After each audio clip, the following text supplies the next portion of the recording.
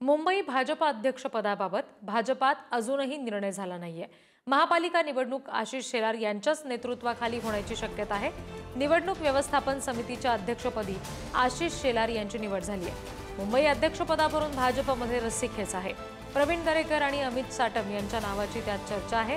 महापालिका काबीज करण्यासाठी आशिष शेलार आवश्यक असल्याचं पक्ष नेतृत्वाचं मत आहे।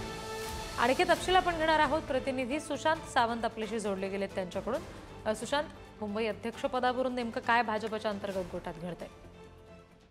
रिद्धी, आपण जर बघितलं असेल तर आज भाजपचे प्रदेशाध्यक्ष नियुक्ती होणार आहे। रवींद्र चव्हाण प्रदेशाध्यक्ष होतील।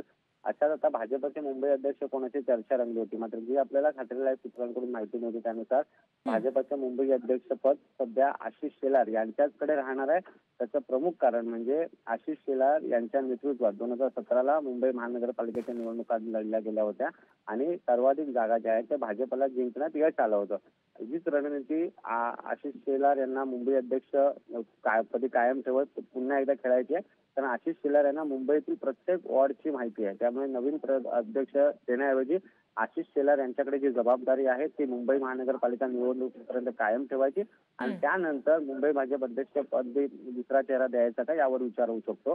काल एक खरं तर मुंबई भाजपची बैठक झाली दादर येथील वसंतस्मृती येथे आणि त्या बैठकीत असा निर्णय झाला। समित्यांचे प्रमुख आशिष शेलार आहेत आणि पालिका निवडणुकीसाठी आशिष शेलार यांच्याच खांद्यावर पुन्हा एकदा धुरा देण्याचा निर्णय झालेला आहे। जी जी, धन्यवाद सगळ्या तपशिलांसाठी सुशांत।